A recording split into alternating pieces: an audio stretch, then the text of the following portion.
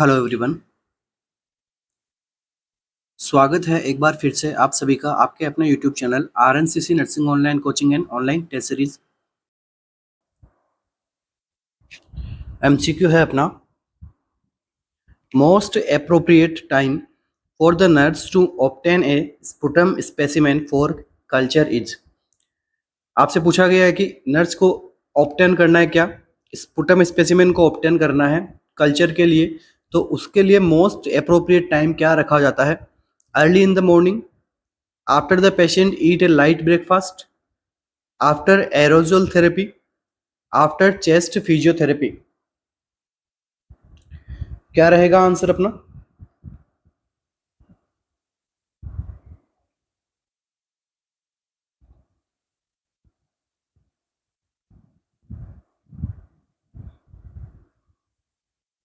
Sputum specimen को culture के लिए कलेक्ट करना है तो कब करेंगे नर्स? तो देखिए यहां पे अपना जो आंसर रहेगा वो रहेगा option number first, early in the morning. ठीक है, नर्स कब करेगी?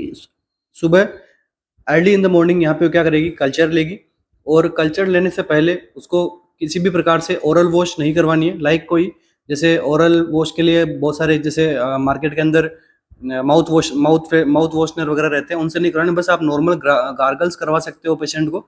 उसके अलावा आपको कुछ नहीं करना है। बस आपको जो फ्रेश स्पुटम आपको सुबह मिलता है उसको उसी को कलेक्ट करना होता है हमें। उसी से जो है वो बेस्ट रिजल्ट टेस्ट का हमें देखने को मिलता है। ठीक है, अब यहाँ पे अर्ली इन द मॉर्निंग लेने का यही एकमात्र अपना सेंस बनता है कि ओवरनाइट के अंदर, रात भर के अंदर जो स्पुटम है वो भी, उसका प्रोडक्शन भी होता है, तो वो यहाँ पे सैंपल एडिक्वेट अमाउंट के अंदर हमें मिल सकता है अर्ली इन द मॉर्निंग। ठीक है, इसलिए अपन उसको ज़्यादा प्रायोरिटी देते हैं बाकी से। बाकी after patient eat like breakfast, तो ब्रेकफास्ट वगैरह करोगे तो स्पुटम के अंदर हो सकता है कि फूड के पार्टिकल्स भी मिले। आफ्टर एरोजल थेरेपी, तो एरोजल थेरेपी अपन किसके लिए करते हैं? लोअर एयरवेज के अंदर अगर जो ऑब्स्ट्रक्शन वगैरह हो वहां पे लिए, ताकि वहां का जो ब्रीथिंग पैटर्न है उसको अपन सुधार सके। तो यहाँ पे एरोजोल थेरेपी भी अपन यहाँ पे करने से पहले ही अपन यहाँ कलेक्ट करते हैं। तो इससे भी क्या हो सकता है? फाइंडिंग अल्टर हो सकती है एरोजोल थेरेपी से। और चेस्ट फिजियोथेरेपी जो है वो असिस्ट कर सकती है जो सिक्रेशंस है उसको चेस्ट से बाहर निकालने में। ठीक है, मगर ये भी अपना, इससे भी ज़रा प्रायोरिटी क्या रहती है? अर्ली इन द मॉर्निंग की। ठीक है, नेक्स्ट एमसीक्यू अपना, एम्स में पूछा गया एमसीक्यू है, बार बार आता है। ट्यूबरकुलोसिस टॉपिक अपना काफी इंपॉर्टेंट है।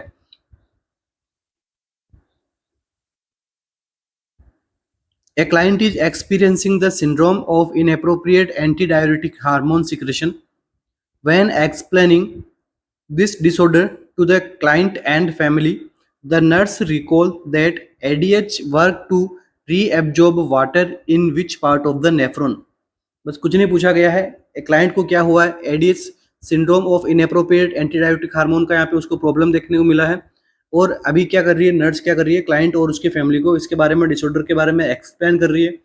तो नर्स को ये रिकॉल करना है कि एडीएच वर्क क्या करता है कि रीएब्जॉर्ब करता है वाटर को। तो कौन से पार्ट से, नेफ्रॉन के कौन से पार्ट को वाटर को रीएब्जॉर्प्शन करवाने में हेल्प मिलती है, या फिर एडीएच कौन से नेफ्रॉन के पार्ट से ये सब काम करता है? ऑप्शन क्या है अपने पास में? The glomerulus and the calyces, the loop of Henle and distal tubules, the distal tubules and the collecting duct, the proximal tubules and the loop of Henle. क्या रहेगा अपना आंसर यहाँ पे?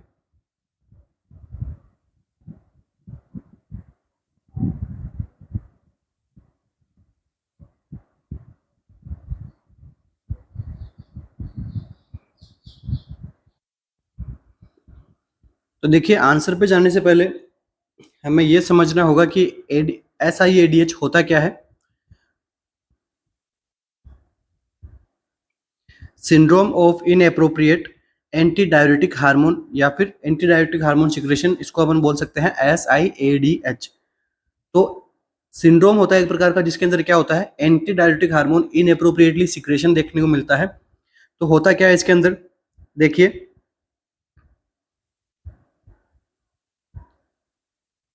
इनएप्रोप्रिएट एडीएच सिक्रेशन, इससे क्या होगा, anti diuretic hormone, मतलब diuretic hormone के जो अगेंस्ट काम करे ऐसा हार्मोन, तो ये क्या करेगा, डिक्रीज वाटर एक्सक्रिएशन, वाटर के एक्सक्रिएशन को कम कर देगा, जिससे क्या होगा, हाईली कंसंट्रेटेड यूरिन देखने को मिलेगा आपको।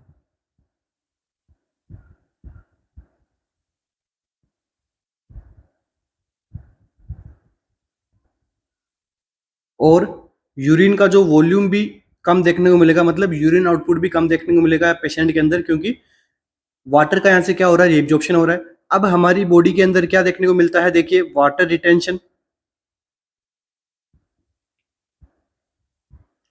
वाटर रिटेंशन की वजह से क्या देखने को मिलेगा, डाइल्यूट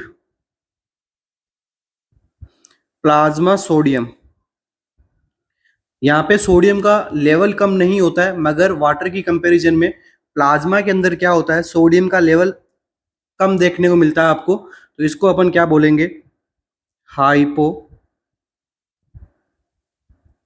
नेट्रीमिया। जिस प्रकार से आप पढ़ते हो ओबीसी के अंदर डाइल्यूशनल एनीमिया, ठीक है, क्योंकि उसके अंदर क्या होता है, प्लाज्मा का लेवल बढ़ जाता है फीमेल के अंदर, तो एनीमिया हो जाता है, फिजियोलॉजिकल एनीमिया आप बोलते हो उसको, ठीक है। तो यहाँ पे भी क्या हो रहा है, सोडियम का लेवल तो ठीक है, मगर जो प्लाज्मा के अंदर जो वाटर का रिटेंशन की वजह से प्लाज्मा का लेवल वैल्यू बढ़ी यहाँ पे, उसकी वजह से उस लेवल के अंदर सोडियम कम है, तो आपको एग्जाम के अंदर आपको पूछेंगे कि भाई in appropriate syndrome of ADH के अंदर आपको हाइपरनेट्रीमिया देखने को मिलेगा, हाइपोनेट्रीमिया देखने को मिलेगा, हाइपरकैलेमिया वगैरह, तो आपको हाइपोकैलेमिया हाइपो इस प्रकार से आपको एमसीक्यू देखने को मिलेंगे। तो एक तो आप ध्यान में रखना, हाइपोनेट्रीमिया होता है जिसको आप बोल सकते हो डायल्यूशनल हाइपोनेट्रीमिया, ठीक है। ये दो यहाँ पे इंपॉर्टेंट साइन बनते हैं। इसके अलावा अपन बात करते हैं इसके कॉजेज की। तो कॉजेज की बात करें तो क्या होता है, मेनली ये किसकी प्रॉब्लम होती है, सेंट्रल नर्वस सिस्टम, वहां से क्या होता है, एडीएच का प्रोडक्शन इंक्रीज देखने को मिलता है, इंक्रीज एडीएच प्रोडक्शन, या फिर आप कह सकते हो release due to any trauma, या फिर आप कह सकते हो स्ट्रोक, हेमरेज, कुछ भी इसका एक्सेट्रा और इटियोलॉजी हो सकती है यहाँ पे। एक यहाँ पे और इंपॉर्टेंट एमसीक्यू बनता है, वो क्या है, लंग कार्सिनोमा। लंग कार्सिनोमा की वजह से भी ऐसा ही एडीएच हो सकता है, ये भी ध्यान में रखना। लंग कार्सिनोमा का भी एग्जांपल मैं आपको बता देता हूँ, कौन सा, small cell carcinoma.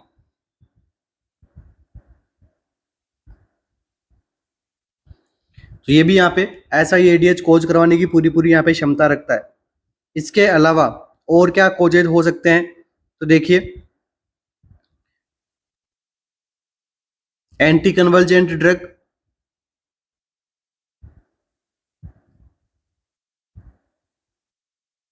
Cystic fibrosis,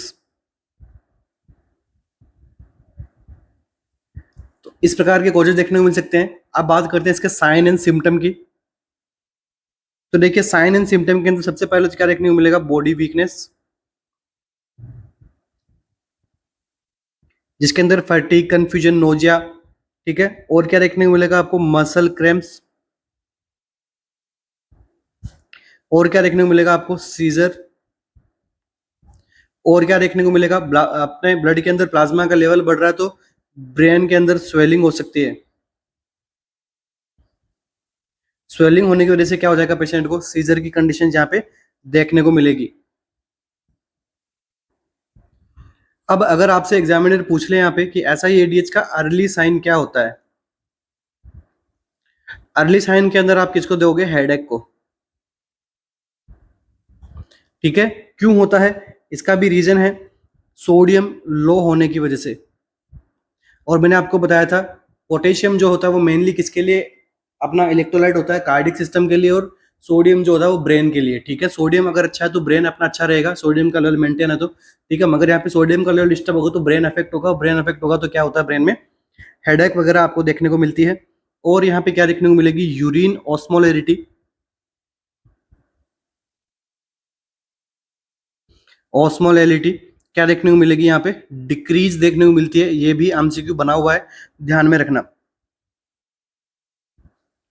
headache के साथ में अगर पेशेंट को कंफ्यूजन हो तो ये भी इंडिकेट करता है कि पेशेंट को सीजर की कंडीशन यहाँ पे आने वाली है। अब बात करते हैं हमें नर्सिंग मैनेजमेंट की, कि अपने नर्सिंग से रिलेटेड प्रायोरिटी बेस्ड एमसीक्यू से क्या एमसीक्यू बन सकते हैं। तो एमसीक्यू नंबर 1, नर्स का रोल क्या है। तो नर्स का रोल है स्टॉप ऑल फ्लूइड्स, ठीक है, फ्लूइड्स को यहाँ पे स्टॉप करना है। बट अगर फ्लूइड देना हो तो कौन सा दोगे, हाइपरटोनिक। प्लस क्या दोगे, पेशेंट को साल्ट देना है क्योंकि हाइपोवोलेमिया हाइपोनेट्रीमिया हो रहा है। और क्या देना है यहाँ पे, डायूरेटिक्स।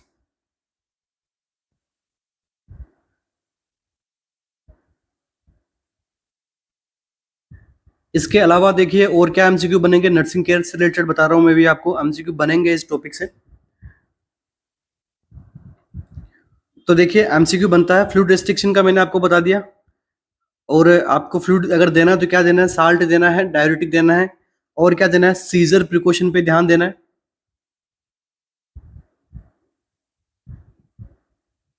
इसके अलावा और क्या देना है, मॉनिटर इनपुट आउटपुट। तो ये मेनली कुछ एमसीक्यूज है जो आपको ध्यान में रखना है। एमसीक्यूज बनते हैं इस टॉपिक में से, एक इंपॉर्टेंट टॉपिक है एंडोक्राइन का अपना। अब बात करते हैं अपने आंसर पे, बात करते हैं कि मेनली एडीएच जो है वो वर्क कहाँ पे करेगा, क्या रहेगा अपना आंसर। तो देखिए इसके अंदर जो करेक्ट आंसर रहेगा वो रहेगा हमारा option number C, the distal tubule and the collecting duct. यहाँ से क्या करता है, वाटर का एब्जॉर्प्शन करता है, ठीक है। क्या रहेगा अपना answer, distal tube and collecting tube, वो भी कहाँ पे, नेफ्रॉन के अंदर। ये मेनली यहाँ पे एक्शन करता है और क्या कोज करता है, वाटर रिटेंशन। तो आई थिंक आपके करेक्टली आराम से ये टॉपिक समझ में आ गया होगा। नेक्स्ट एमसीक्यू अपना एक स्मॉल लंग सेल कार्सिनोमा पे ध्यान रखना। नेक्स्ट एमसीक्यू अपना, the theory that involve care and help through which the client attend total self care। ऐसी कौन सी थ्योरी है जिसके अंदर क्या क्लाइंट को टोटल सेल्फ केयर के लिए उसके समझाने में उसमें हेल्प करती है। नाइटिंगेल थ्योरी, ओरम्स थ्योरी, पेपलाउ थ्योरी, या फिर रॉयज थ्योरी। कौन सी थ्योरी के अंदर हम ये सब पढ़ते हैं, क्या रहेगा अपना यहाँ पे correct answer.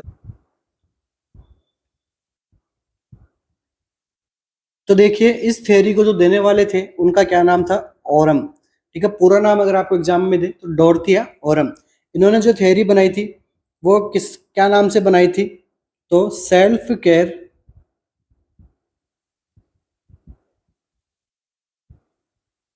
Deficit theory.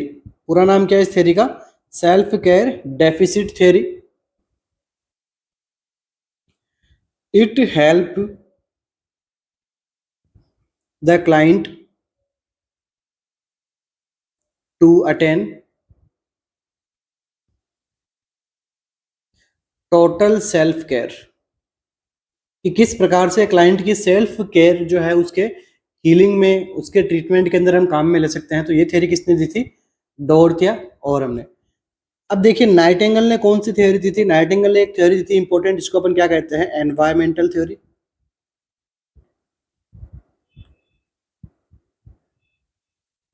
Next देखिए पेपलाउ ने क्या दिया था, पेपलाउ ने थ्योरी दी था इंटरपर्सनल रिलेशनशिप थ्योरी।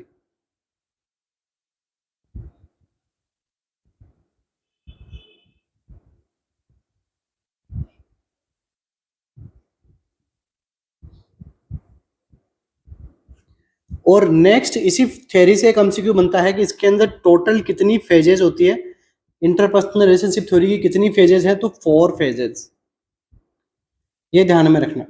नेक्स्ट देखिए रॉय ने क्या दिया था, रॉय ने दिया था adaptation model,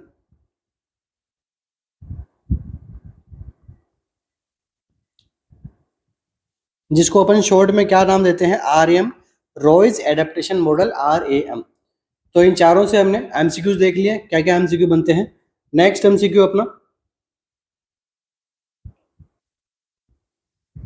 An autoclave is used to sterilize hospital supplies because of। Autoclave को हॉस्पिटल्स के अंदर सप्लाईज के लिए आप स्टेरिलाइजेशन के हिसाब से काम में लेते हो, क्यों? ठीक है, ऑटोक्लेव को ही ज्यादा काम में क्यों ले जाता है? More article can be sterilized at a time, एक टाइम पे ज्यादा आर्टिकल्स को स्टेलाइज किया जा सकता है। Steam causes less damage to the materials, steam जो है वो लेस डैमेज होगा मटेरियल।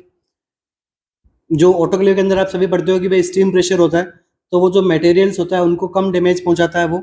या फिर सी क्या है, a lower temperature can be obtain, low temperature के ऊपर ही सब किया रहता है। Pasteurized steam penetrate the supplies better, pressurized steam penetrate the supplies better, कि जो स्टीम के साथ में जो प्रेशर लगता है ऑटोक्लेव के अंदर, वो बेटर सप्लाईज को बेटर यहाँ पे पेनिट्रेट कर पाएगा, बेटर वहां पे स्टेरिलाइजेशन दे पाएगा। क्या रहेगा अपना आंसर? ऑटोक्लेव के फंक्शन के बारे में पूछा आपसे।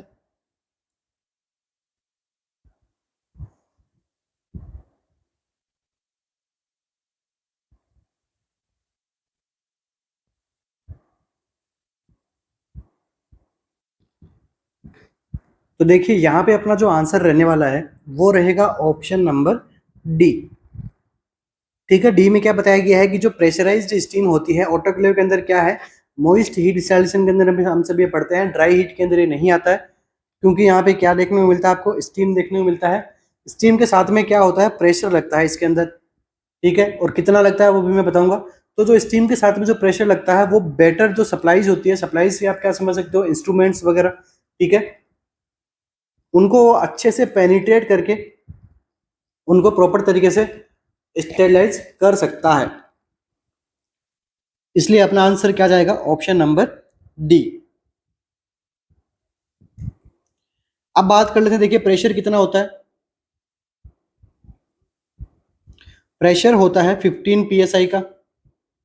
इसके बाद में टेम्परेचर की बात करूं तो टेम्परेचर कितना रहता है, 121 डिग्री सेल्सियस का, सेंटीग्रेड का। नेक्स्ट बात करूं मैं क्या, टाइम ड्यूरेशन। टाइम ड्यूरेशन कितना लेते हैं, 30 मिनट। ये अपना क्या है, ऑटोक्लेव इस टाइम पे एकदम परफेक्टली ऑटोक्लेव रहता है। ठीक है, बाकी के ऑप्शंस डिस्ट्रैक्टर हैं। ऑप्शन नंबर डी अपना क्या रहेगा यहाँ पे, करेक्ट रहेगा। Next MCQ,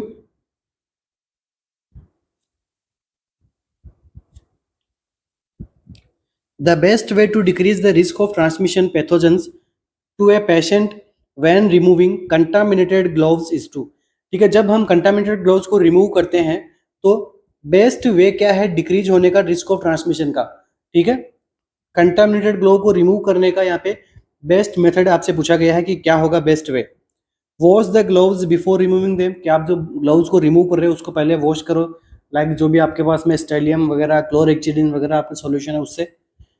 gently push on the finger of the gloves when removing them, कि आप क्या करो, जेंटली पुल आउट कर लो किसी फिंगर्स को, यहाँ पे ग्लव्स को रिमूव करते टाइम ग्लव्स की जो फिंगर रहती है वहां से उसको रिमूव करो। Gently pull just below the cuff and invert the gloves when remove them, आपको क्या करना है, जेंटली पुल खींचना बाहर के टाइम में, और क्या करना है, बिलो द कफ, कफ के नीचे आपको हाथ डाल के उसको क्या करना है, जेंटली आपको इन्वर्ट करते हुए उसको बाहर निकालना, रिमूव करना है। या फिर remove the gloves and then turn the inside out, पहले आपको एज इट इज रिमूव कर लेना, फिर आपको अंदर से बाहर की ओर उसको फोल्ड कर लेना है। क्या रहेगा आंसर यहाँ पे? तो देखिए ग्लव्स तो सब लोगों ने पहन के उतार रखे होंगे, तो ये तो सभी को आ रहा होगा MCQ.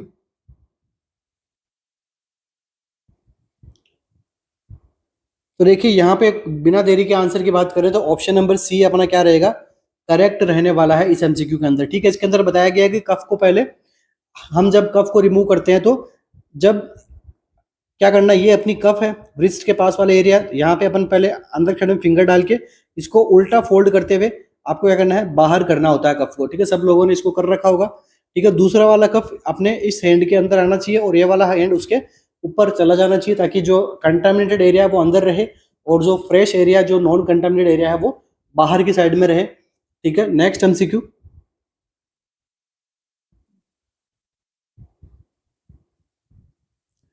the nurse has insert a nasogastric tube to a stroke client and understand that the best position for the insertion is।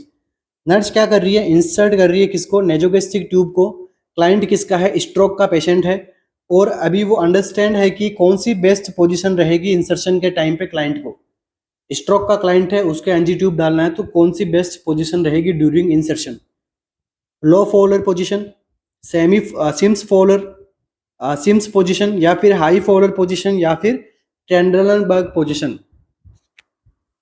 Low Fowler, Sims position, high Fowler, या फिर टेंडरलनबर्ग पोजीशन।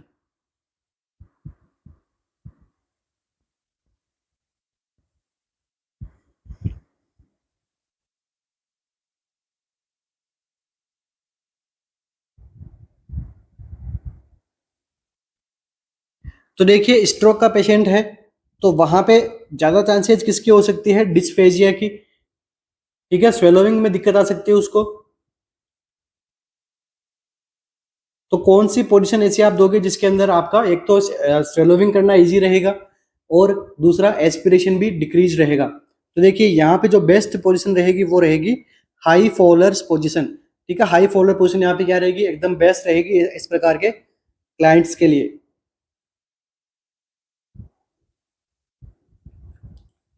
और ये जो आपके लो फॉलोअर पोजीशन है, या फिर आप कह सकते हो सेमी फॉलोअर, ये किन पेशेंट्स के अंदर आती है, कोमाटोज पेशेंट के लिए।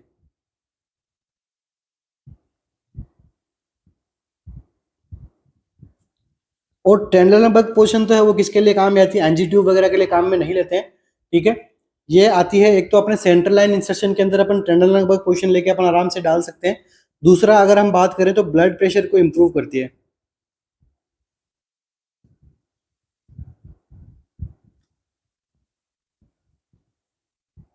इसलिए जब कभी ड्यूरिंग ऑपरेशन थिएटर आप मतलब कब थोड़ा थोड़ा यहाँ पे चांसेस रहता है कि टेबल को जो है वो स्लाइटली टेंडलनबर्ग पोजीशन के अंदर रखते हैं स्लाइटली, जिससे कि वेनस रिटर्न वगैरह प्रॉपर तरीके से आ सके पेशेंट का हार्ट के पास में, और ब्लड प्रेशर मेंटेन रहे।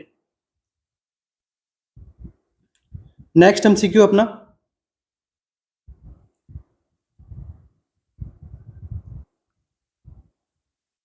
सोमेटोट्रोफिन एक growth hormone is prescribed for a client. ठीक है, सोमेटोट्रोफिन जो कि ग्रोथ हार्मोन है एक प्रकार से, उसको क्या प्रिस्क्राइब किया गया है क्लाइंट के लिए। The nurse reviews the assessment data in the clients health record, नोविंग that the medication would be contraindicated for which client. अब नर्स ने क्या किया, असेसमेंट डाटा के उसको रिव्यू किया, उसकी हिस्ट्री पढ़ी और रिकॉर्ड देखे, और उसने देखा कि ये जो मेडिकेशन है ये क्लाइंट के अंदर क्या कॉन्ट्रा इंडिकेटेड होनी चाहिए। तो कौन सा ऐसा क्लाइंट है जिसके अंदर सोमेटोट्रोपिन ग्रोथ हार्मोन को हम कॉन्ट्रा इंडिकेट रखते हैं। ऑप्शंस क्या है, child with growth failure, child with pituitary dwarfism, A 20-year-old with growth failure, या फिर एक child with growth hormone deficiency. क्या रहेगा अपना आंसर।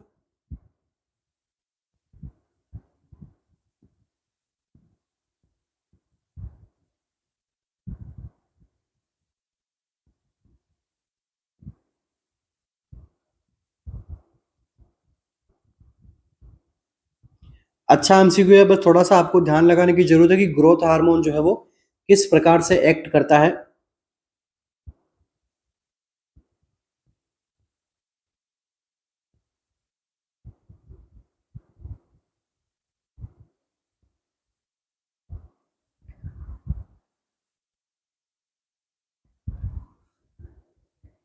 तो देखिए इसका जो आंसर रहेगा वो रहेगा ऑप्शन नंबर सी। अब क्यों रहेगा इसका आंसर, तो वो भी सुन लीजिए। देखिए ग्रोथ हार्मोन अपनी बॉडी को ग्रो करवाने में हेल्प करता है। तो देखिए 20 ईयर की एज के अंदर अपनी बॉडी के अंदर क्या होता है, एपिफाइजियल जो प्लेट होती है वो क्लोज होना, कंप्लीट होना, उसका फंक्शन होना वो एक तरीके से रुक जाता है, क्योंकि अपन देखते हैं कि आफ्टर 18 to 20 ईयर बाद में जितनी एज बढ़नी चाहिए, जितनी आपकी हाइट बढ़नी चाहिए वो बढ़ चुकी होती है, 18 साल की, 20 साल की, 22 साल की एज तक हाईएस्ट। ठीक है, इसलिए आपको जो है वो 20 ईयर की एज के बाद में ग्रोथ हार्मोन का यहाँ पे कोई रोल नहीं बन जाता है। ठीक है, इसलिए आपका ऑप्शन नंबर सी यहाँ पे क्या रहेगा, एकदम करेक्ट रहेगा। बाकी के ऑप्शंस के अंदर ग्रोथ हार्मोन आपको देना है। तो देखिए चाइल्ड विद ग्रोथ फेलियर तो हो रही है, तो तभी तो अपन ग्रोथ हार्मोन दे रहे हैं, तो ये तो होगा नहीं। चाइल्ड विथ पिट्यूटरी डॉर्फिज्म के अंदर क्या होता है, बोनापन आ जाता है, तो उसके लिए आपको ग्रोथ हार्मोन देना है ताकि उसकी लंबाई बढ़े। Next, a child with growth hormone deficiency, obviously deficiency है तो आपको हार्मोन तो देना ही पड़ेगा, ठीक है। तो बट 20 ईयर की एज के बाद में या फिर 20 ईयर की एज के बाद में ग्रोथ हार्मोन का रोल इतना एफिशिएंटली नहीं रह जाता, ठीक है। इसका रोल जो है वो डिक्लाइन हो जाता है हार्मोन का, इसलिए कोई रोल यहाँ पे नहीं देता, इसलिए अपन क्या करते हैं, इसको कॉन्ट्रा इंडिकेटेड रखते हैं पेशेंट में। नेक्स्ट एमसीक्यू,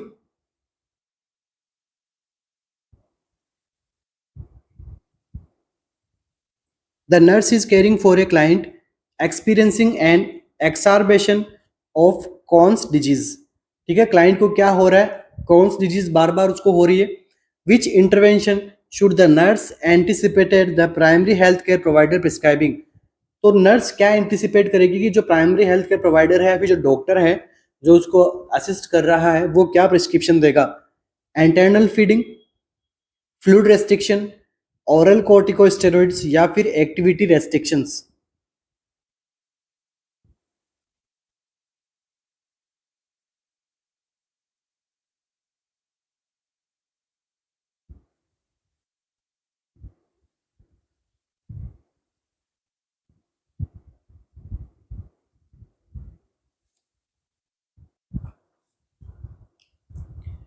क्या रहेगा आंसर, तो देखिए जो कॉन्स डिजीज होती है वो किसका पार्ट रहती है, पार्ट ऑफ, या फिर आप कह सकते हो type of inflammatory bowel disease. इसके अंदर क्या देखने को मिलता है आपको, डायरिया एंड एब्डोमिनल पेन, और ये कहाँ पे हो सकती है, ठीक है, ये अपना माउथ टू एनस, ठीक है, जीआई ट्रैक्ट के अंदर कहीं पे भी देखने को मिल सकती है। दूसरा इन्फ्लेमेटरी बोवल डिजीज का टाइप कौन सा होता है, अल्सरेटिव कोलाइटिस। देखो यहाँ पे बताया गया है कि कोलाइटिस मतलब कोलन के अंदर ही होता है, तो ये मोस्ट कॉमन किसको टारगेट करता है, लार्ज कोलन को। लार्ज कोलन के भी रेक्टम सिग्मोइड रीजन वाले पार्ट को यहाँ पे सबसे ज्यादा टारगेट करता है, मगर क्रॉन्स डिजीज जो होती है वो यहाँ पे कंप्लीट आपके जीआई ट्रैक्ट को कहीं पे भी टारगेट कर सकती है। डायरिया देखने को मिलता है, एब्डोमिनल पेन देखने को मिलता है यहाँ पे पेशेंट्स के अंदर, ठीक है। पेरिटोनाइटिस यहाँ पे देखने को मिल सकता है, फेट माल एब्जॉर्प्शन देखने को मिलेगा।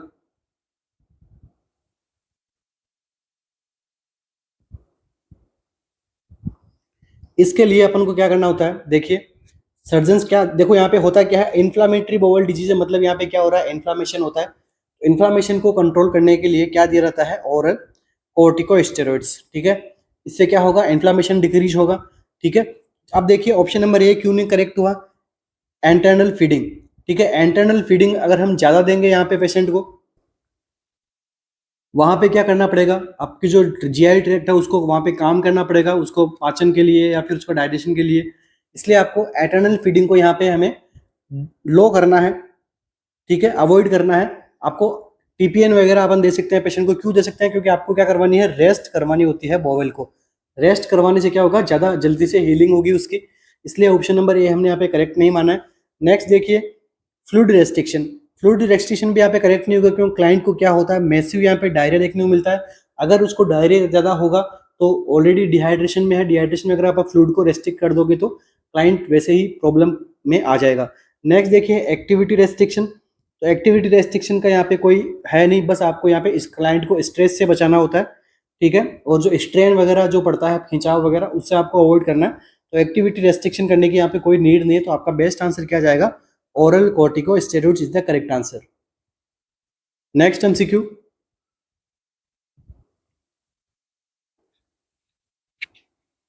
चलिए आप सभी के लिए एक प्रैक्टिकल बेस्ड एमसीक्यू है। तो देखिए, a client has been on total parenteral nutrition, client किस पे है अभी, टोटल पेरेंटल न्यूट्रिशन पे है, फॉर 8 वीक एट होम, 8 सप्ताह से घर पे टोटल पेरेंटल न्यूट्रिशन वो ले रहा है। The primary health care provider prescribe that the TPN be wean by 50 ml per hour per day until discontinue. अभी क्या करना है, उसको डिसकंटिन्यू करना है टीपीएन को, तो जो हेल्थ केयर प्रोवाइडर उसने प्रिस्क्रिप्शन किया है कि 50 ml per hour per day उसको क्या करना है, डिक्रीज करते जाना है जो भी आपका अमाउंट है। The client ask the nurse why the TPN can not just be stopped, कि अब क्लाइंट आपसे पूछ रहा है कि इसको एक बार में क्यों नहीं बंद कर देते, 50-50 ml आप डिक्रीज कर करके मुझे लगा रहे हो, तो एक बार में क्यों नहीं कर देते। The nurse explain the unless the TPN transfusion are tapered gradually, the client is at risk for developing which complication। अब नर्स उसको एक्सप्लेन कर रही है कि अगर हम टेपर करते हुए, टेपर का मतलब होता है कि थोड़ा थोड़ा थोड़ा आपको अमाउंट कम करते जाना है, उसको हम बोलते हैं टेपर करना। ठीक है, अपन इसको ग्रेजुअली अगर इसको अपन टेपर कर देंगे तो कौन सी रिस्क डेवलप हो सकती है क्लाइंट के अंदर, डिहाइड्रेशन की, हाइपोकेलेमिया की, हाइपरनेट्रीमिया की, या फिर हाइपोग्लाइसेमिया की। क्या रहेगा आंसर अपना?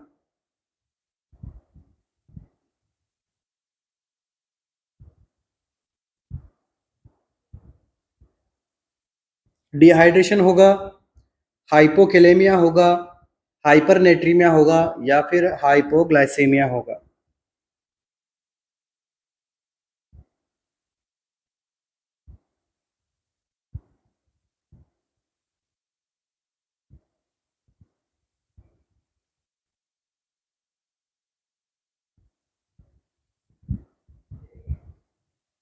तो देखिए, अगर जब जिसने कभी टीपीएन का यूज किया हो या फिर देखा हो कि टीपीएन कैसे वर्क करता है, तो देखो टीपीएन को अपन क्या बोलते हैं, total parenteral nutrition.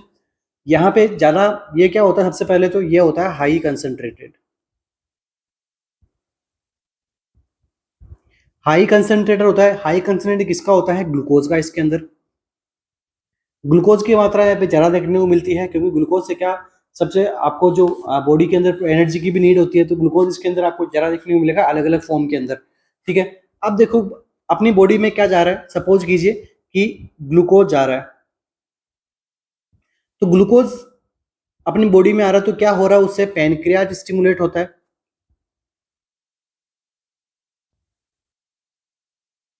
Pancreas stimulate हुआ और उसने रिलीज क्या कर दिया, इंसुलिन, ताकि जो ग्लूकोज हमारी बॉडी में आया उसका लेवल जो है वो मेंटेन रहे, ज़्यादा ज़्यादा भी नहीं हो और कम भी नहीं हो, बस इतना ही इंसुलिन पेनक्रियाज बनाता है। फॉर एग्जाम्पल 100 अगर mg ग्लूकोज आया, तो इसके काउंटर करने के लिए आपके पास में क्या क्या था, 100 mg इंसुलिन था। अब आपने अगर इसको सडनली क्लोज कर दिया, बंद कर दिया, तो सडन से 100 से कितना आ जाएगा, ये 50 आ गया। सपोज एक बार एक साथ में बंद किया, तो नेक्स्ट आवर इसका लेवल कितना बच गया, 50 बच गया। और ये तो कितना बना हुआ है, 100 बना हुआ है ना, क्योंकि लास्ट में ये कितना बना हुआ था, 100 बना हुआ, तो अब ये 100 इस 50 के लिए ज्यादा है, तो ये क्या कोज करवा देगा क्लाइंट में, हाइपोग्लाइसीमिया कोज करवा देगा। इसलिए हाइपोग्लाइसीमिया की कॉम्प्लिकेशन से बचने के लिए जो क्या होता है, टीपीएन को टेपर करते हुए स्लोली स्लोली स्लोली हमें बंद करना चाहिए। ठीक है, ये हो गया MCQ number 1।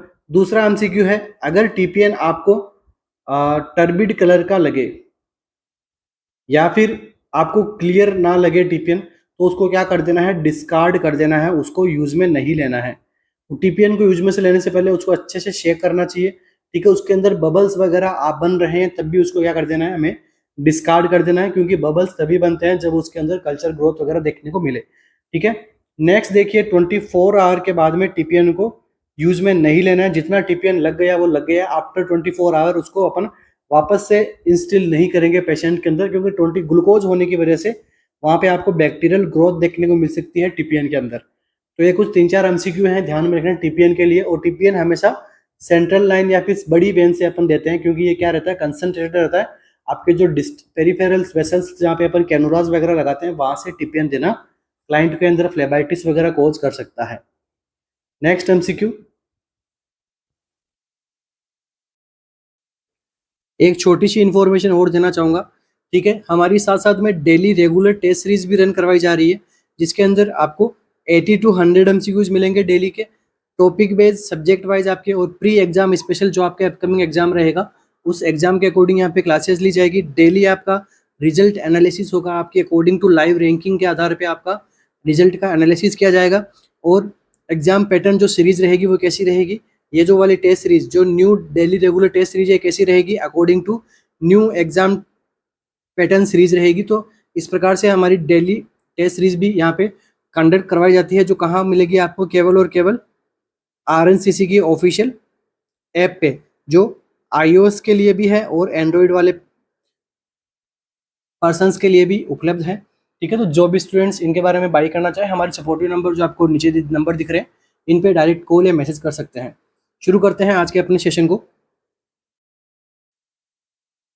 A baby was born with hypospadiasis. Which of the following should be avoided when a child has such condition?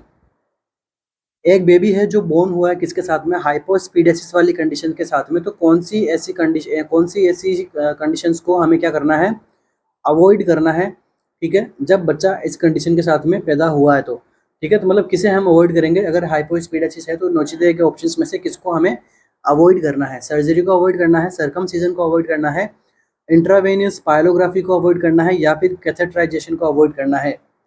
हाइपोस्पीडियासिस है तो इनमें से ऑप्शंस में से कौन से प्रोसीजर को या फिर क्या हमें अवॉइड करना होगा।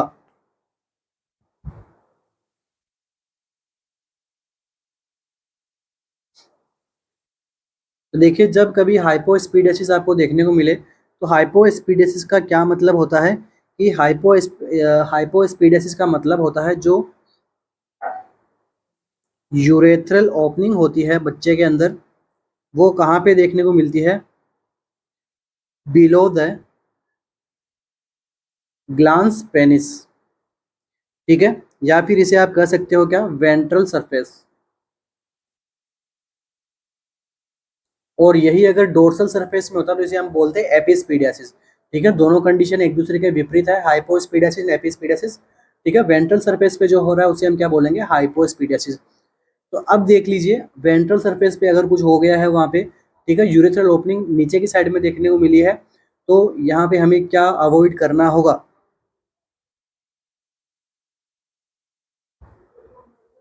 तो देखिए, हमें कौन सी कंडीशन को अवॉइड करना है, सर्कमसीजन को। ठीक है, सर्कमसीजन वाली जो प्रोसीजर है इसे हमें अवॉइड करना है। क्यों करना है, क्योंकि सर्कमसीजन के अंदर क्या होता है, जो फोर स्किन होती है पेनिस की, उसे क्या करते हैं, कट डाउन करते हैं। तो हमें क्या करना है, इसको अवॉइड करना है। क्यों करना है, क्योंकि जब हम हाइपोस्पीडियासिस की सर्जरी करेंगे, ठीक है, हाइपोस्पीडियासिस की हम सर्जरी करेंगे, उस टाइम पे हमें ये जो फोर स्किन है वो हमारे काम आएगी सर्जरी के अंदर वापस सूचरिंग के लिए, या फिर आप जो भी, ठीक है, मान लो सर्जरी के अंदर हमारे वो काम आती है, इसलिए सर्कमसिजन के अंदर तो उसको हम काट देते हैं, ठीक है, फोर स्किन को। बट हाइपोस्पीडियासिस जब सर्जरी करेंगे तो वो हमारे काम आएगी, तो हमें सर्कमसिजन नहीं करवाना है ऐसे बच्चों का, ठीक है, बिफोर सर्जरी। ठीक है, तो बाकी के तीनों ऑप्शंस करेक्ट है यहाँ पे, एक को छोड़ के। तो आपको अवॉइड किसको करना है, सर्कमसिजन वाली प्रोसीजर को अवॉइड करना है। और देखिए, कुछ बच्चों का आंसर जो रहा होगा वो रहा होगा इंट्रावेनियस पाइलोग्राफी।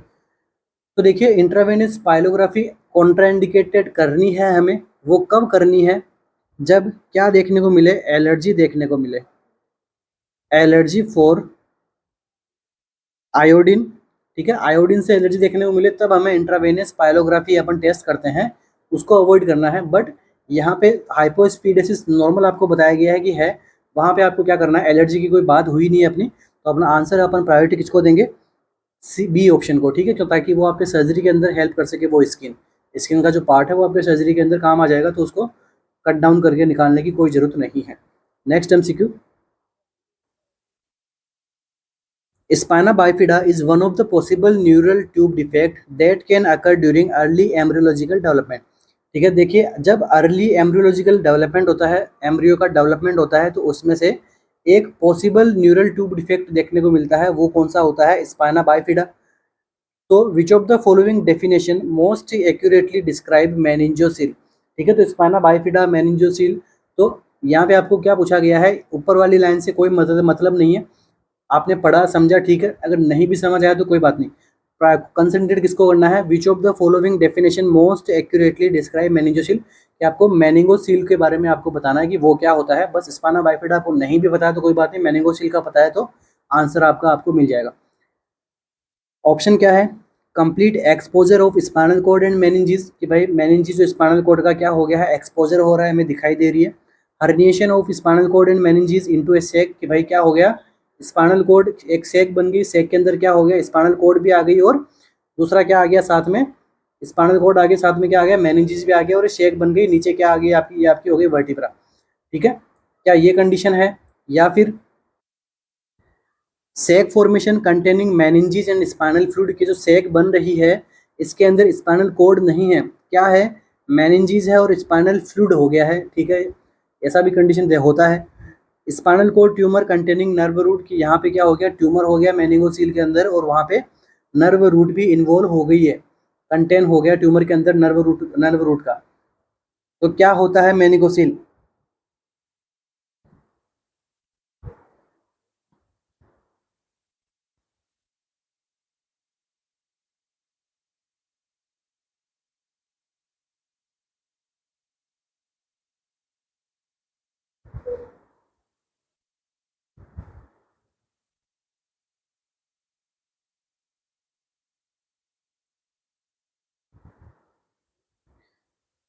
तो देखिए सबसे पहले आपको क्या एक्सक्लूड करना है, ऑप्शन नंबर डी को एक्सक्लूड करना है, क्योंकि न्यूरल ट्यूब डिफेक्ट के अंदर इस प्रकार का डिफेक्ट आपको नहीं देखने को मिलता है।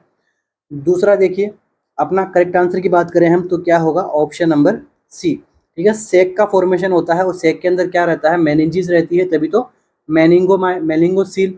और सील का मतलब क्या हो गया, सील से आप समझ सकते हो कि वहाँ पे क्या है, स्पाइनल फ्लूइड है, ठीक है, हाइड्रोसिफिलस, ठीक है, आपने सुना होगा, तो वहाँ पे क्या होता है, फ्लूइड एक्यूमुलेशन होता है। जहाँ पे भी सील वर्ड आता है तो आपको उसको किससे रिलेटेड करना है, फ्लूइड से रिलेट करना है, ठीक है, कॉन्सेप्ट है। लाइक आप जिस प्रकार से येलोविश का आपने मेडिकल वर्ड के अंदर देखो वर्ड आता है येलो, तो येलो को आपको क्या समझना है, ल्यूटिया, ठीक है, जो ल्यूटिया वर्ड होता है उसका लैटिन वर्ड जो ल्यूटिया है उसका मीनिंग क्या होता है इंग्लिश में, येलो, मतलब आपने पढ़ा होगा कार्पस ल्यूटियम, तो कार्पस ल्यूटियम का कलर कैसा होता है, येलो कलर। दूसरा आपने पढ़ा होगा मैक्यूला लूटिया, जो आई के अंदर होता है, रेटाइना के ऊपर होता है, इसका भी कलर कैसा होता है, येलो, ठीक है। तो ल्यूटिया का मतलब येलो, इसी प्रकार से सील का मतलब आप समझ सकते हो, यहाँ पे क्या है, फ्लूइड, ठीक है। तो मेनिंजिस के साथ में फ्लूइड है तो वो ऑब्वियस सी बात है किसका होगा, स्पाइन के अंदर अगर ये डिफेक्ट हमें देखने को मिलता है तभी से हम बोलते हैं neural tube defect, neural tube के अंदर प्रॉब्लम हो रही है। तो ट्यूब कहाँ पे है, अपनी स्पाइन के अंदर ट्यूब है, ठीक है, तो उसके अंदर क्या हो रहा है, फ्लूइड का एक्युमुलेशन हो रहा है, साथ में मेनिंजिस तो आएगी तभी तो मेनिंगोसील होगा, विदाउट मेनिंजिस के तो प्रॉब्लम ही नहीं होगी, ठीक है। तो ये होता है क्या, हमारा मेनिंगोसील। एक कंडीशन और होती है बच्चों, उसे हम क्या बोलते हैं,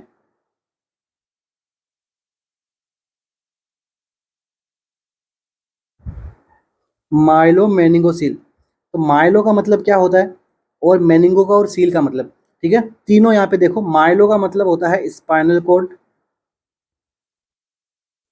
मेनिंजीज, मेनिंजीज का मतलब मेनिंगो का मतलब मेनिंजीज, और सील का मतलब मैंने आपको बताया था क्या, फ्लूइड होना। तो यहाँ पे आपको फ्लूइड ले सकते हो सीएसएफ, ठीक है, तो या फिर आप स्पाइनल फ्लूइड भी यहाँ पे मान सकते हो, सीएसएफ भी मान सकते हो, सीएसएफ थोड़ा ऑथेंटिक लगता है कि हाँ यहाँ पे सीएसएफ का एक्यूमुलेशन हो सकता है, या फिर आप स्पाइनल फ्लूइड को भी मान सकते हो, ठीक है। तो ये होता है क्या, मेनिंगो माइलोसील, इसका ये अलग है अपना, ठीक है। और इसके अंदर क्या देखने को मिलता है, हर्निएशन, मतलब ये ऑप्शन नंबर बी का बी क्या है, मेनिंगो माइलो सॉरी माइलो मेनिंगोसील, या फिर मेनिंगो माइलोसील भी बोल सकते हैं, या फिर माइलो मेनिंगोसील, ठीक है। तो दोनों ऑप्शन, दोनों वर्ड्स के बारे में आपने समझ लिया। दूसरा क्या होता है, देखो स्पाइना बाइफिडा, स्पाइना ओकल्टा वगैरह आपको देखने को मिलता है, स्पाइना सिस्टिका, तो तीनों टर्म्स अलग होती है, ये भी आप न्यूरल ट्यूब डिफेक्ट के अंदर अपन फिर कभी इनको पढ़ेंगे, ठीक है। Next MCQ, the nurse is evaluating a patient, the nurse is evaluating a female child with acute post streptococcal glomerulonephritis।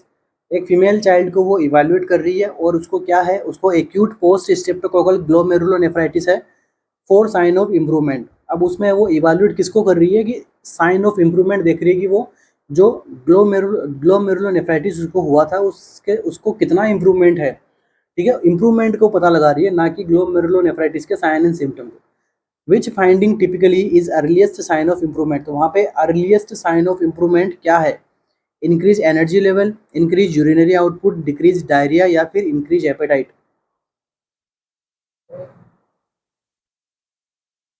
मतलब कुछ कुछ तो एग्जामिनर क्या, देखो ये प्रीवियस ईयर का आपको एमसीक्यू है, इसके अंदर देखो सिंपल सा आपके सामने आंसर पड़ा है, ठीक है, तो मुझे नहीं लगता किसी का आंसर गलत होगा, तो इसे थोड़ा और अच्छा बनाना चाहिए, इसका लेवल और अच्छा बन सकता है, ठीक है। ये तो सीधा सीधा आप सभी को पता लग गया कि ठीक है ग्लोमेरुलोनेफ्राइटिस है, मतलब यहाँ पे नेफ्रॉन्स को भी अफेक्ट हो रहे हैं, ग्लोमेरुलस अफेक्ट हो रहा है, मतलब किसी न किसी प्रकार से यूरिन यहाँ पे यूरिन के अंदर अल्टर आता है, बट यूरिन आउटपुट अगर आपका बढ़ जाएगा तो मतलब आपका ग्लोमेरुलोनेफ्राइटिस भी ठीक हो रहा है, तो अर्ली साइन इंप्रूवमेंट क्या रहेगा अपना, increase urinary output. Energy level से क्या मतलब है, डायरिया से क्या मतलब है, यहाँ पे एपेटाइट से क्या मतलब है, तीनों लिंक ही नहीं कर रहे हैं। मगर ये आपका एमसीक्यू था, प्रीवियस एमसीक्यू, तो मैंने इसके अंदर किसी प्रकार का फेरबदल नहीं करके आपके सामने इसको सोल्व करवाया। बट इसी प्रकार के एमसीक्यू पूछेंगे, बस आपको वहाँ पे क्या थोड़ा कंसंट्रेशन के साथ में आपको एमसीक्यू सोल्व करना होता है, ताकि इस प्रकार के सिली मिस्टेक्स करो फिर बाद में यहाँ पे घर आके देखो अरे यार एकदम ईजी एमसीक्यू था, गलत हो गया। तो वो इसी प्रकार से होता है, ठीक है। एग्जाम में एमसीक्यू क्लियर अच्छे से सामने एकदम डिफाइन होते हैं, मगर थोड़ा उनको समझने की कोशिश हमें करनी पड़ेगी, तभी आपको जो है वो अच्छे से उसका आंसर दे पाओगे। दूसरा दूसरा देखो यहाँ पे एमसीक्यू से एक एमसीक्यू और बन जाएगा आपका कि ग्लोमेरुलोनेफ्राइटिस के अंदर क्या यहाँ पे देखने को मिलता है, मोस्ट कॉमन स्ट्रेप्टोकोकल इन्फेक्शन वहाँ पे बच्चों के अंदर ज़्यादा देखने को मिलता है हमें, ठीक है। तो एक एमसीक्यू आपके सामने ये भी हो गया। तो इस प्रकार से जब आप पढ़ोगे ना, तो आप जो है वो देखो, एक बंदा है वो इसको एक एमसीक्यू मान के सोल्व करेगा, और आपने जो है वो इसी इसी एक एमसीक्यू से आपने 3 एमसीक्यू बना दिए, ठीक है। तो यही होती है अपनी स्मार्ट स्टडी, और मेरा पढ़ाने का यही मोटो रहता है कि जो भी मेरी क्लासेस वगैरह लेता है उस बच्चे के मैक्सिमम से मैक्सिमम एमसीक्यूज मैं आपको यहीं पे सोल्व करवा दूँ, ठीक है। अभी आई थिंक अप्रोक्स 8 या 9 अपना एमसीक्यू चल रहा है, और मुझे लगता है कि मैंने आपको मोर देन मिनिमम मैंने आपको 40 एमसीक्यूज तो मैं आपको सोल्व करवा चुका हूँ यहाँ तक, ठीक है। अगर नहीं करवाया तो आप एक एक लाइन को काउंट कर लेना, ठीक है। एक एक हर लाइन के अंदर एमसीक्यू है, ठीक है। अगर आप इस बात से एग्री करते हो तो कमेंट जरूर करना और बताना कि हाँ सर, बस ऐसे ही चलते रहो, ठीक है। हमें अच्छा लग रहा है या फिर समझ में आ रहा है किसी प्रकार का, ठीक है। तो उससे क्या है कि थोड़ा मुझे भी अच्छा लगता है। ओके, बहुत बातें हो गई। नेक्स्ट एमसीक्यू अपना, दूसरी बात, जैसे केजीएमयू के लेवल का पढ़ा रहे हैं तो देखो इतना ज़्यादा हाई लेवल अपन एक्सपेक्ट नहीं करेंगे एग्जाम से, क्योंकि इतना हाई वो नहीं जाएगा एम्स के जितना। मगर एम्स वाले जो बच्चे हैं उनको बताना चाहूँगा कि उनके लिए इंपॉर्टेंट है, ताकि आपका एज ए रिविजन हो रहा है, ठीक है। तो देखिए नेक्स्ट एमसीक्यू क्या पूछ रहा है अपने से, अब नॉर्मल प्रेगनेंसी है in which conceptus implant outside the uterine cavity, ठीक है। जो कंसेप्चुअस इम्प्लांट था, क्या होगा कंसेप्चुअल इम्प्लांट, फीटस, ये क्या हो गया इसका, आउटसाइड द यूट्राइन कैविटी में क्या हो गया, इसका इम्प्लांट हो गया। इसे हम क्या बोलेंगे, एक्टोपिक प्रेगनेंसी बोलेंगे, मोलार प्रेगनेंसी बोलेंगे, एंटीपार्टम हेमरेज बोलेंगे, या फिर अबॉर्शन बोलेंगे। ये भी सिंपल सा आंसर है कि भाई फीटस का यूट्रस के अलावा इम्प्लांट होना क्या कहलाता है।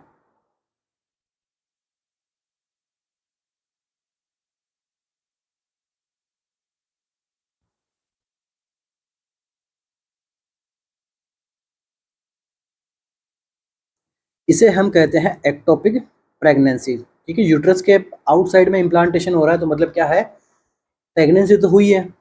तो उसका पता कैसे लगेगा, एचसीजी हार्मोन से पता लग जाएगा, ठीक है। प्रेगनेंसी टेस्ट करोगे तो पता लग जाएगा। आपके पीरियड्स मिस हो जाएंगे, या जो मेंस्ट्रुअल साइकिल है वो मिस हो जाएगा, तो उससे आपको पता लगेगा, ठीक है। वॉमिटिंग वगैरह होगी। तो कुछ टाइम तक तो आपका सब कुछ ठीक रहेगा, जब तक बच्चा जो है वो फीटस की एकदम यहाँ पे जब वो बड़ा होगा तब तक वो तो ठीक रहेगा। मगर जब वो बड़ा होगा तो आपको क्या होगा, शार्प नाइफ लाइक पेन होगा। नाइफ लाइक क्या देखने को मिलेगा, पेन देखने को मिलेगा जिस साइड के अंदर वो इम्प्लांट हुआ उस साइड में, ठीक है। तो मोस्ट कॉमन इम्प्लांट भी कहाँ देखने को मिलता है, फेलोपियन ट्यूब में, क्योंकि फेलोपियन ट्यूब के अंदर ही क्या होता है, वो फर्टिलाइज होता है, उसके बाद में फेलोपियन ट्यूब में कई बार इम्प्लांट हो जाता है। तो जिस साइड की फेलोपियन ट्यूब, लाइक अगर राइट साइड के अंदर फेलोपियन ट्यूब होगा तो पेन की साइड होगा, राइट साइड होगा। और लेफ्ट साइड की फेलोपियन ट्यूब होगा तो पेन की साइड में ज़्यादा होगा, लेफ्ट साइड में पेन होगा, सीवियर पेन होता है, ठीक है। नाइफ लाइक पेन होता है, लाइक किसी ने नाइफ डाल दिया हो आपके अंदर पेट के अंदर, इतना ज़्यादा पेन होता है। और वो ब्रस्ट आउट भी हो जाता है, तो पेन एक बार का सबसाइड हो जाएगा, क्योंकि अगर कुछ चीज़ फटेगी तो उससे क्या होगा, भाई फट गया तो वो पेन खत्म हो जाएगा कुछ टाइम के लिए, मगर बाद में वो पेरिटोनाइटिस कोज करवा देगा, ठीक है। तो देखो एक चीज़ें लिंक होती रहती है, अगर आप जब पढ़ते हो ना तो आपको बस ब्रेन को आपको इस प्रकार से फंक्शन कराना है कि चीज़ें लिंक होती रही आपके, ठीक है। किताबों के पन्ने घूमने चाहिए जब आप सोने जाओ, और वहाँ पर नींद के अंदर आपको जो आप दिन भर में पढ़ा है वो पन्ने अगर आपके अंदर रिकॉल नहीं हो रहे ना, तो समझ लेना कि अभी मंजिल दूर है, ठीक है। और अगर किसी के पन्ने निकल रहे हैं ना सपनों के अंदर भी किताबों के, कि हाँ ये ओबीजी पढ़ी मैंने, ये ओबीजी के अंदर ये पन्ना कंप्लीट हो गया, उसके बाद में ये टॉपिक आता है, तो आप समझ लेना कि आप सिलेक्शन के एकदम नियर बाई हो, ठीक है। चलो किसी के नहीं भी पलटते हैं चलो अब देखिए क्या होता है, फिलोपियन ट्यूब के अंदर क्या होता है, नाइफ लाइक पेन होता है फिलोपियन ट्यूब के अंदर। इसके बाद में देखो नेक्स्ट एमसीक्यू अगर बनेगा तो क्या बनेगा, मोस्ट कॉमन इम्प्लांटेशन कहाँ पे होगा, एक्टोपिक प्रेगनेंसी का, वो भी फिलोपियन ट्यूब के अंदर। तो देखिए ये होगा एम्पुला रीजन के अंदर, कितना होगा, 70% तक। उसके बाद में अगर आपसे पूछ ले इस्टमस, एम्पुल अगर ऑप्शन में नहीं हो फिर आपसे पूछ ले इस्टमस के अंदर कितना होगा, 12%। उसके बाद में फिमरी के अंदर भी डायरेक्ट इम्प्लांटेशन हो सकता है, मगर वो उसके अंदर थोड़ा और अर्ली यहाँ पे पेन वगैरह होने लग जाएगा क्योंकि उसका डायमीटर इतना होता नहीं है। इसके हमें देखिए क्या बताया गया यहाँ पे, मोलार प्रेगनेंसी। मोलार प्रेगनेंसी के अंदर क्या होता है, development of non cancerous tumour. ठीक है, तो इसके अंदर क्या होता है, मोलार प्रेगनेंसी के अंदर क्या होता है, नॉन कैंसरियस ट्यूमर यूट्रस के अंदर डेवलप हो जाता है और इसके अंदर एमसीक्यू क्या बनता है, इसके अंदर हाई लेवल ऑफ रहता है, सीवियरली हाई लेवल रहता है किसका, एचसीजी का लेवल। जितना प्रेगनेंसी के अंदर सपोज करो कि 2% लेवल हाई होता है एचसीजी का, तो यहाँ पे कितना होगा 200%। इतना ज़्यादा हाई लेवल यहाँ पे देखने को मिलेगा आपको एचसीजी का। ठीक है, तो मैं समझाने के लिए बोल रहा हूँ, इतना नहीं होता है, मगर काफ़ी ज़्यादा मात्रा में प्रेगनेंसी से ज़्यादा यहाँ पे मोलार प्रेगनेंसी के अंदर आपको एचसीजी का लेवल जो है वो हाई देखने को मिलता है। नेक्स्ट देखिए एंटीपार्टम हेमरेज। नेक्स्ट बात करता हूं मैं एंटीपार्टम हेमरेज। एंटीपार्टम हेमरेज के अंदर देखो, हेमरेज से क्या मतलब है, ब्लीडिंग हो रही है। ब्लीडिंग कब हो रही है, यहां से एमसीक्यू बनेगा, तो ये होती है आफ्टर 28 वीक ऑफ प्रेगनेंसी। ठीक है, प्रेगनेंसी कितने से पहले, कितने से ज़्यादा, after 28 week of pregnancy but before birth of the baby. मतलब बच्चे के डिलीवर होने से पहले और आफ्टर 28 वीक के बाद में अगर वेजाइना के थ्रू जेनाइटल ट्रैक्ट के थ्रू ब्लीडिंग हो रही है, इसे हम क्या बोलते हैं, एंटीपार्टम हेमरेज। और इसका मोस्ट कॉमन कोज क्या रहता है, प्लेसेंटा प्रीविया वाली कंडीशन। ठीक है, एब्रेप्शियो प्लेसेंटा हो सकता है, प्लेसेंटा प्रीविया वाली कंडीशन यहाँ पे देखने को मिल सकती है, जिसकी वजह से ये ब्लीडिंग देखने को मिलती है। और अबॉर्शन का मतलब क्या होता है कि जो पीरियड ऑफ कॉन्सेप्शन रहता है वो क्या होता है, एक्सपल्सन हो जाता है, बाहर निकल जाता है, उसे हम बोलते हैं अबॉर्शन। कुछ अबॉर्शन के कंडीशंस होते हैं जिसे हम बोलते हैं थ्रेटन्ड अबॉर्शन, जिसके अंदर ब्लीडिंग होती है मगर अब अबॉर्शन से बचाया जा सकता है मदर को, वो होता है थ्रेट देना। ऐसा अबॉर्शन जो केवल थ्रेट देता है कि मैं आपके बच्चे को मार दूंगा, तो वो क्या होता है, थ्रेटन्ड अबॉर्शन। उसके अंदर वो केवल ब्लीडिंग होती है, बच्चा भी ठीक रहता है, मदर भी ठीक रहती है, मगर ब्लीडिंग होती है, तो उसको काफ़ी थोड़ा आपको एक्स्ट्रा केयर की जरूरत पड़ती है, वहाँ पे ध्यान रखना। अगर आपके घर में ऐसा कोई कंडीशन देखने को मिला है तो उसको इमीडिएटली उसको हॉस्पिटल्स के अंदर पहुंचाइए, उसका कंप्लीट बेड रेस्ट करवाइए, क्योंकि वो थ्रेटन्ड अबॉर्शन का टाइप हो सकता है। कुछ टाइप ऐसे होते हैं अबॉर्शन के जो कंप्लीट अबॉर्शन होता है, कुछ टाइप होता है मिस्ड अबॉर्शन होता है, कुछ टाइप होता है इनविटेबल अबॉर्शन होता है। ये सारे अबॉर्शन मैंने आपको पढ़ा रखे हैं। ठीक है, केजीएमयू की क्लासेस के अंदर ही मैंने पढ़ाए शायद, या फिर यूपीएमएस की क्लासेस के अंदर, तो आप वहाँ पे जाके उनको भी रेफर कर सकते हो अपनी प्रिपरेशन को और अच्छा बनाने के लिए।